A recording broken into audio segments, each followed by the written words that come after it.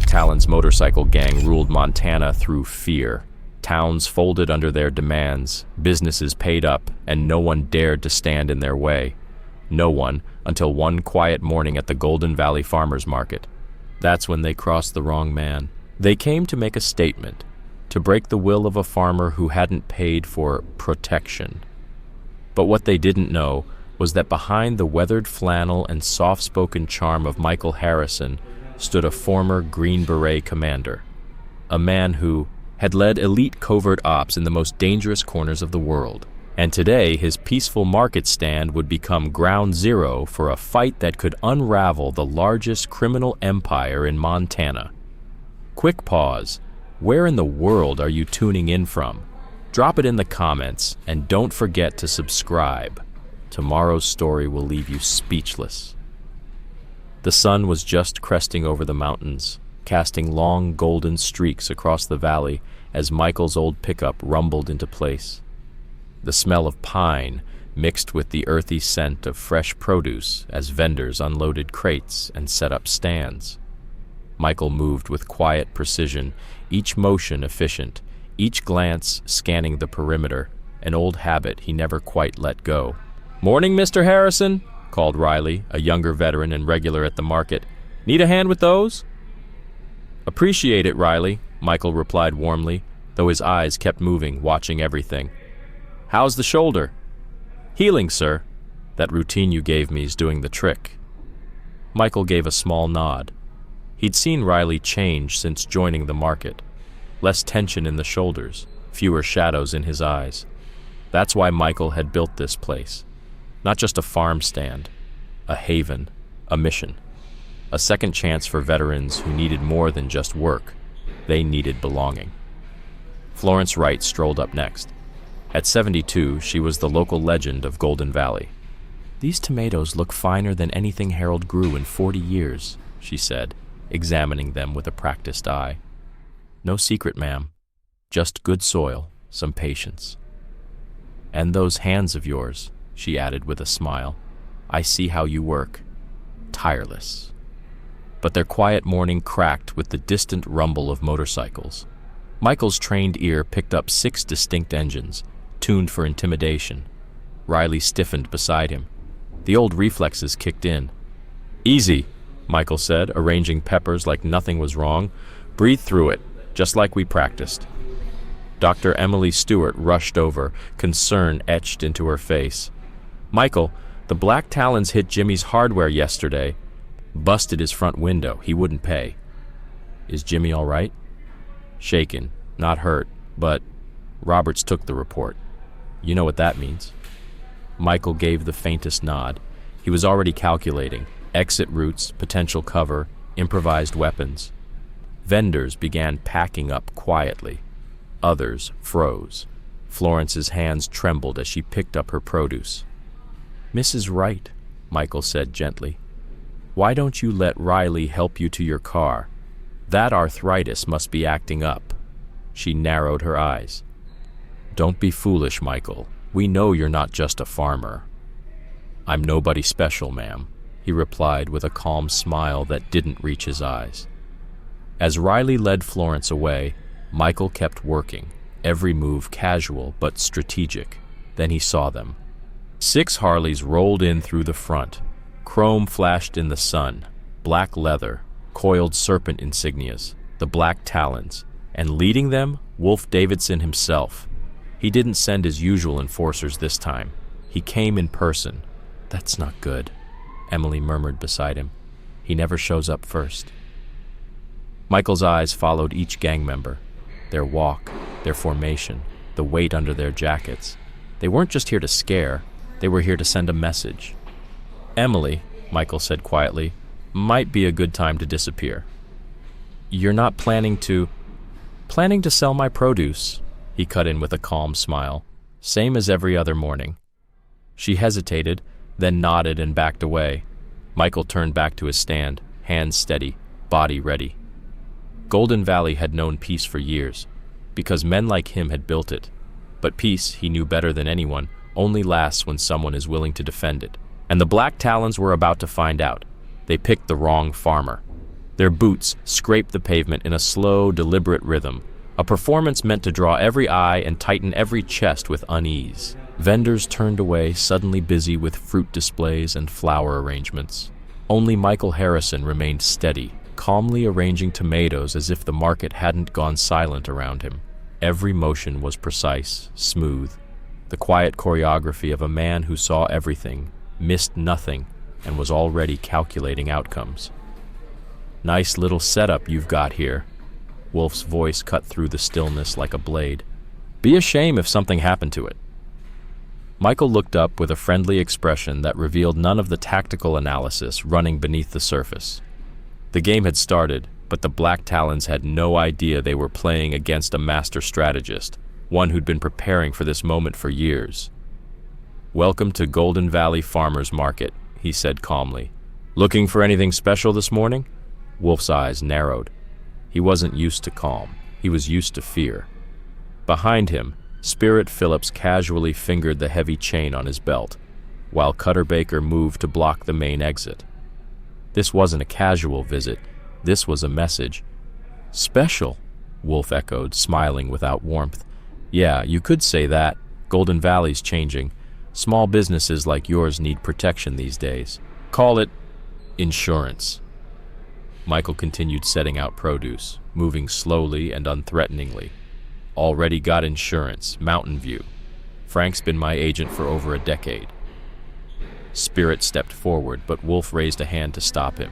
His voice tightened, full of forced patience. "Not that kind of insurance, friend.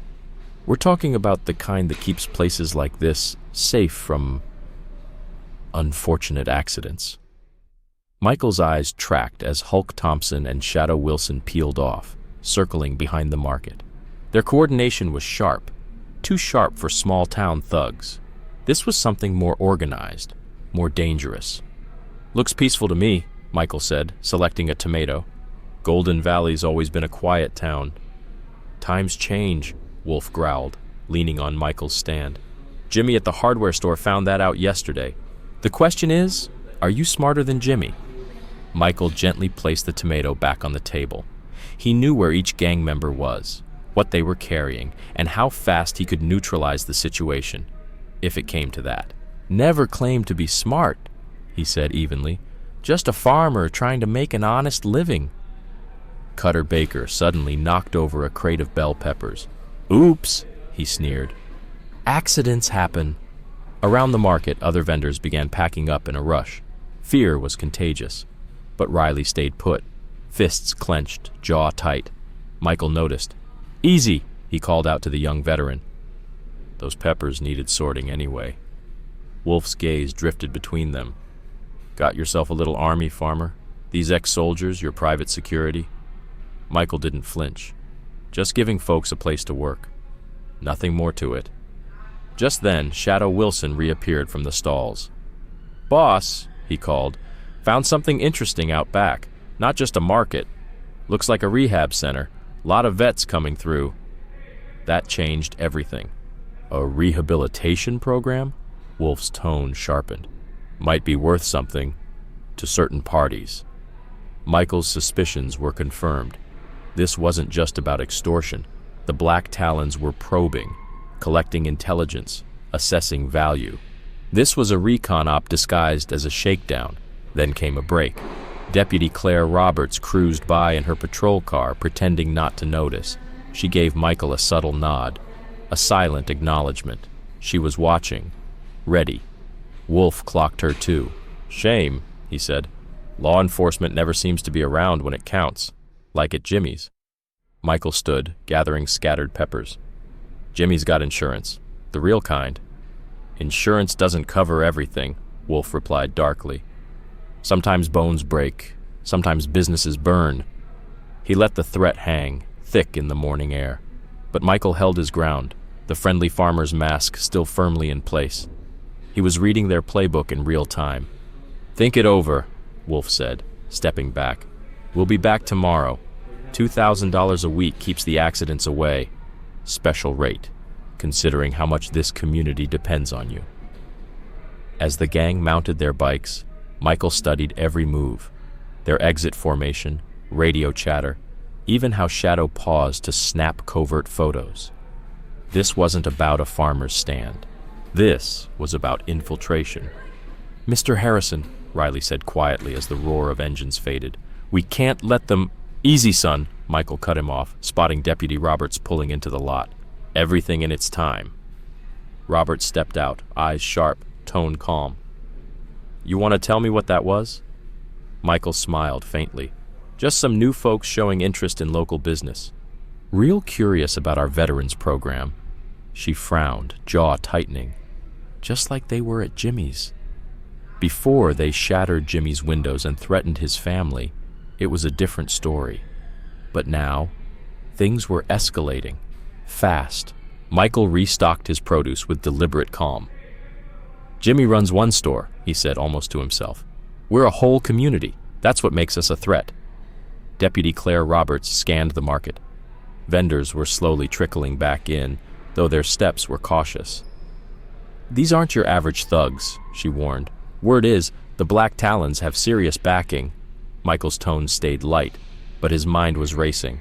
The surveillance, the strategic positions, the interest in the veteran program. This wasn't random. This was coordinated, professional. Something bigger was in motion. Florence Wright reappeared, jaw set with stubborn fire. "Michael Harrison, don't you dare pay them a cent.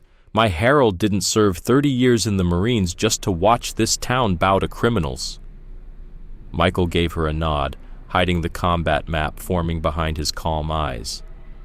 "No plans to pay, Mrs. Wright," he said. "But maybe, just maybe, they should cancel the community dinner that weekend. Reduce the risk." Florence straightened up like a general in church clothes. "That dinner feeds half the veterans in 3 counties. You cancel it, they win, and they didn't even have to lift a finger."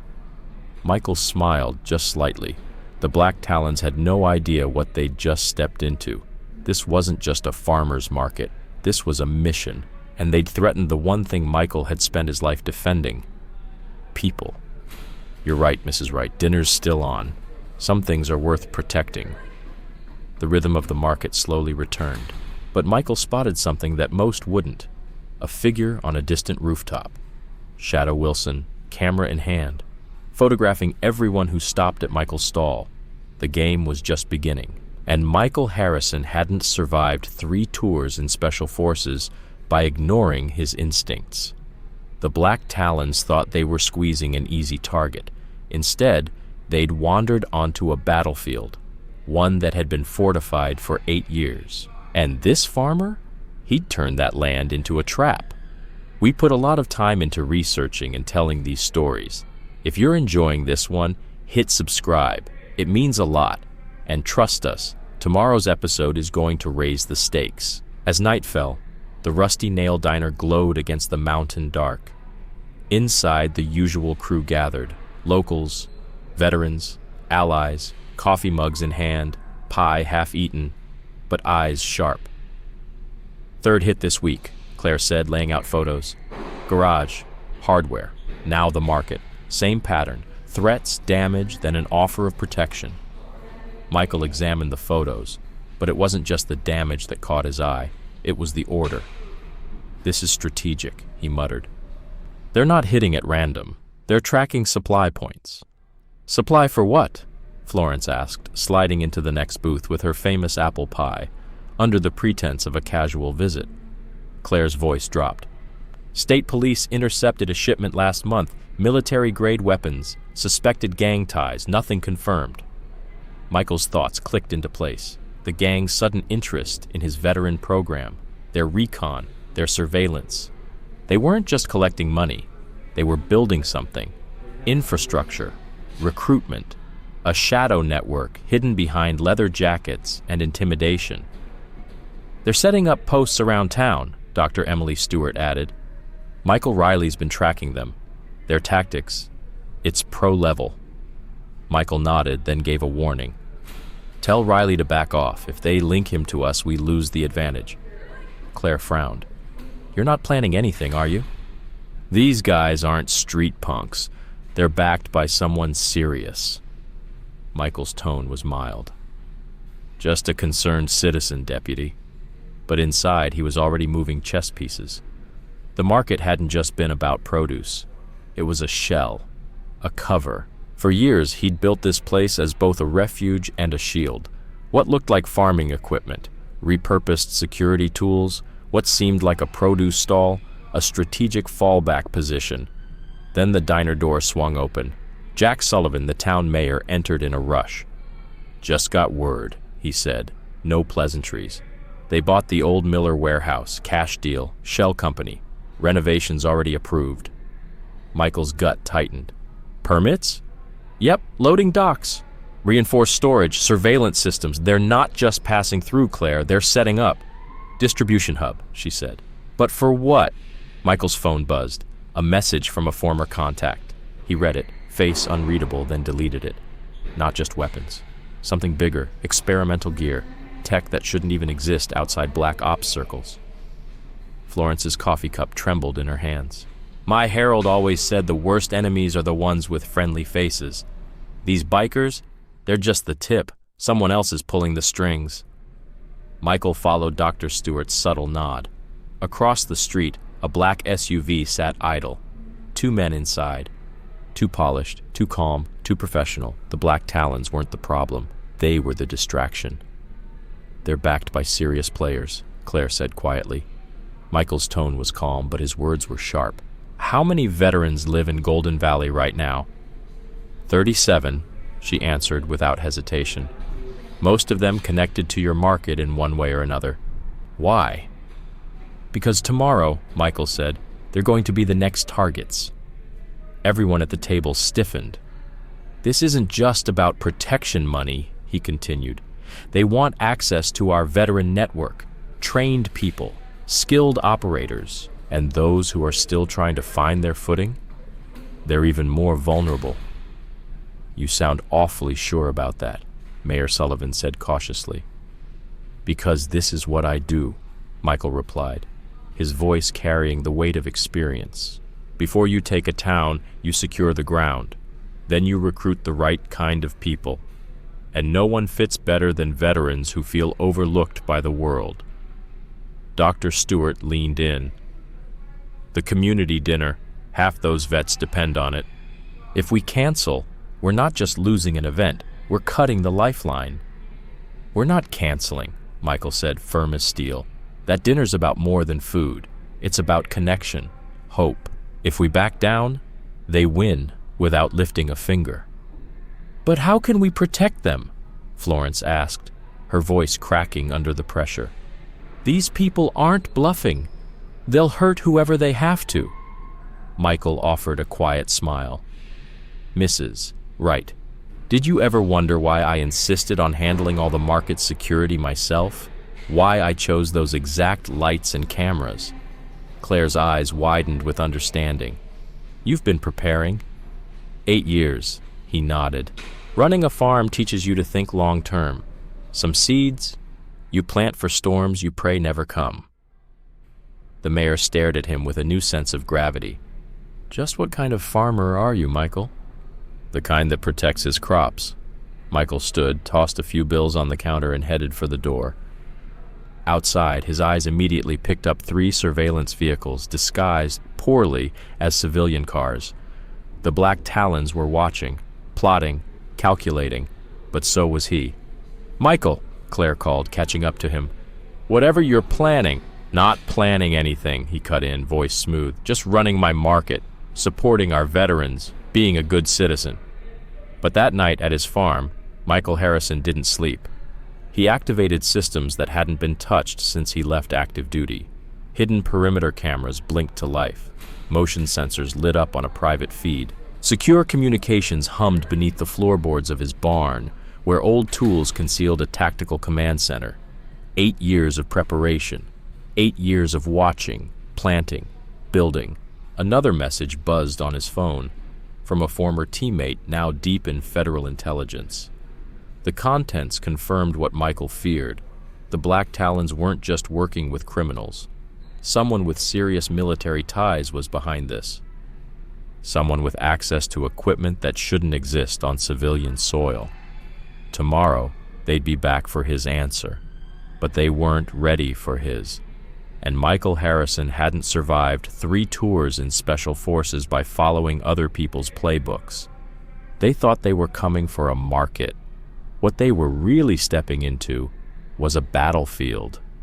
Dawn hadn't even touched the hills of Golden Valley when Michael's hidden sensors lit up. 6 motorcycles coming from the North Road, engines roaring, loud on purpose. 2 black SUVs followed at a controlled distance. Not gang muscle, military contractors, watching how the locals handled threats. Michael moved like it was any other morning, unloading produce with practiced ease. But through his peripheral vision, he caught sight of Riley, posted near the west entrance, hands at his sides, posture calm but ready. Other veterans drifted in too, casually positioned but alert, too casual to be coincidence. "They're coming," Dr. Stewart whispered, hurrying over from her herb stall. "I see them," Michael replied, calmly adjusting a stack of apples. "Wolf brought his entire core team. That tells me he's here to make an example." "I already called Claire," Stewart said. "She's got 2 units staged nearby." The gang rolled in at exactly 7 a.m., their bikes forming a perfect V formation in the market square. Wolf Davidson dismounted first, his leather vest freshly updated, new patches celebrating yesterday's destruction of Jimmy's shop. "Time to make a decision, farmer," he called out, voice echoing through the clearing. 2,000 a week buys peace of mind, and trust me, you want peace of mind. Michael didn't flinch. He noted how Spirit and Cutter moved to flank him, their steps measured, too tactical for ordinary bikers. Someone had been giving them proper training. "I've been thinking about your offer," Michael said, lifting an apple. "Problem is, the math doesn't make sense." "Oh yeah?" 2,000 a week. For protection from accidents that wouldn't happen unless you caused them? That's not a deal. That's a threat. Right on cue, Hulk Thompson knocked over an entire fruit display. Apples scattered like marbles across the pavement. "Accidents happen," he sneered. "Shame about your stock." In one fluid motion, Michael tapped an apple with his boot, flipped it into his hand, and placed it perfectly atop the display. The move was fast, too fast. Wolf's eyes narrowed. "Impressive reflexes," he muttered. "For a man who plays in the dirt." "Farming keeps you sharp," Michael said with a casual shrug. But he'd seen it, that flicker in Wolf's face. For a moment, the gang leader recognized something he hadn't expected. Michael wasn't a farmer. He was a soldier in disguise, and the Black Talons had just entered his battlefield. From the surveillance data gathered the day before, Michael knew exactly what they were doing, positioning themselves all around the market, like wolves closing in on a herd. "That right?" Wolf smirked, his voice turning sharp. "Calling in your broken soldiers, farmer? You think a bunch of washouts can protect you?" Michael didn't rise to the bait. His voice stayed steady, almost bored, while his eyes measured angles, distances, weight distribution, improvised weapons, every crate, every stall, every shadow.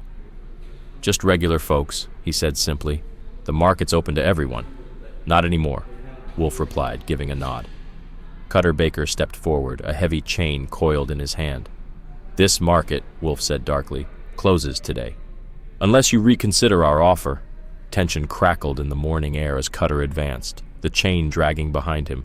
Most people would have flinched. Michael stood still, loose and relaxed, but rooted. To the untrained eye, he might have looked vulnerable, but to anyone with combat experience, he was a coiled spring. "Last chance," Wolf warned. $2,000 a week or we start breaking things. Starting with you." Michael tilted his head slightly. "Funny thing about breaking," he said, letting his voice carry, calm but unmistakable. "Takes practice, like farming or fighting." That word, fighting, hit like a warning shot. Wolf hesitated. Michael's stance had shifted almost imperceptibly. Not aggression, readiness. "You threatening us, old man?" Cutter sneered, chain raised. Michael's response was almost casual. "Just making conversation about technique. Like that chain you're swinging, you're holding it wrong, reduces your range, and it telegraphs your strike." The observation was too specific, too experienced. Wolf's hand drifted toward his jacket, right where Michael had already marked a concealed weapon. But before anything could explode, "Boss!" came Shadow Wilson's urgent voice from behind the stalls. "We've got company!" Deputy Claire Roberts' patrol cruiser rolled into view, followed by two unmarked state police vehicles. Their arrival was perfectly timed. Too perfect to be coincidence. "Might want to rethink that draw," Michael said quietly to Wolf. "In Montana, flashing a firearm can get you real time." Wolf froze. His hand slowly moved away from his jacket, but now his eyes were reading Michael differently. Calculating. This wasn't a bluff. This wasn't a man scared of leather jackets and loud engines. "This isn't over, Farmer," Wolf muttered. "Never said it was," Michael replied, voice pleasant as ever. "Markets open daily until 6. You're always welcome to shop." The Black Talons backed off, mounting their bikes. Michael watched as the two black SUVs rolled out first. The real players, professional handlers, slipping away before the uniforms got close enough to take interest. Through the edge of his vision, he spotted Claire speaking quietly into a radio, likely running plates and capturing faces. "You good?" Riley asked, approaching cautiously after the gang left. "We were ready," the younger vet added. "Ready to stay calm and let law enforcement do their job," Michael corrected. "Just like we talked about." "They'll be back," Dr. Stewart said, resetting the crates Hulk had knocked over. "And next time, they won't just be flexing." Michael nodded. His eyes were already scanning the edges of the market. Some surveillance vehicles were still lurking. The Black Talons had given away more than they realized. Trained movement, coordinated strategy, interest in the veteran network. Each detail was a puzzle piece. "Claire," he said as the deputy approached, "appreciate the timing." "We got an anonymous tip," she said with a smirk. "Very detailed. Exact time and place." Michael smiled slightly. His hidden surveillance system had done its job, triggering the alert through encrypted channels, impossible to trace. Claire's voice dropped low. "Another shipment was intercepted last night. Weapons again, military grade. But the serial numbers, they shouldn't exist." That confirmed it. The Black Talons were pawns in a much larger game. Someone was using them to move classified military gear. Someone with connections deep enough to train them like soldiers. "Be careful," Claire warned. "Wolf Davidson might be the face of this, but he's not the real threat." "I know," Michael said, "but I always am." He didn't go home to rest. He went home to prepare. As the market returned to its daily rhythm, Michael activated additional countermeasures. Cameras tracked surveillance vehicles, radios scanned emergency and police channels. His system was no longer just monitoring, it was mapping enemy behavior. The Talons had come to intimidate a farmer. They'd exposed their entire operation instead. Now it was time to see how they'd react to failure, and what that reaction would reveal about who was really pulling their strings. Midnight passed quietly. Then, just before dawn, Michael's sensors lit up again. 3 vehicles, lights off, approaching the market perimeter, not motorcycles this time.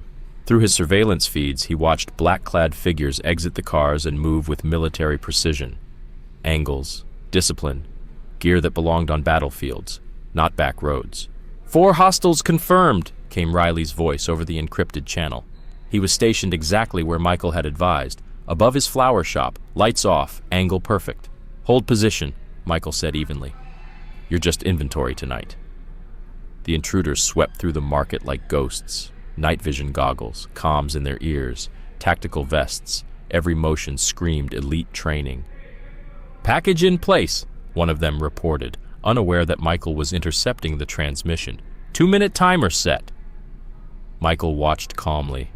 They'd planted the device exactly where he'd expected, the market's main storage unit, the one building he'd spent years preparing. "Clear out," came the second voice. Michael didn't move. He smiled. The Talons weren't playing games anymore, but neither was he. 6 months ago, the Black Talons came to Golden Valley thinking they were dealing with a simple farmer. What they didn't know was that Michael Harrison had spent 20 years in Special Forces, and the last 8 building the perfect trap. They wanted control of the town, the veteran program, and a network of underground tunnels hiding military secrets. But what looked like a soft target was a fortress disguised as a farmer's market. Every camera, every evacuation route, every casual volunteer, part of a strategy years in the making. The community dinner was their moment. Dozens of veterans in one place, perfect for intimidation, or so they thought. But when the lights went out and Wolf Davidson announced the takeover, Michael flipped a switch. Military-grade floodlights blinded their night vision. Veterans moved into action, and what followed wasn't chaos, it was choreography. The gang's professional handlers, hidden among them, were exposed. Their prototype weapons, hidden in tunnels, were intercepted. Every secret shipment, every illegal operation, already documented, recorded, and shared with federal agents. The operation the Black Talons thought they were running had been under surveillance the entire time. By dawn, federal task forces had moved in. Arrests were made.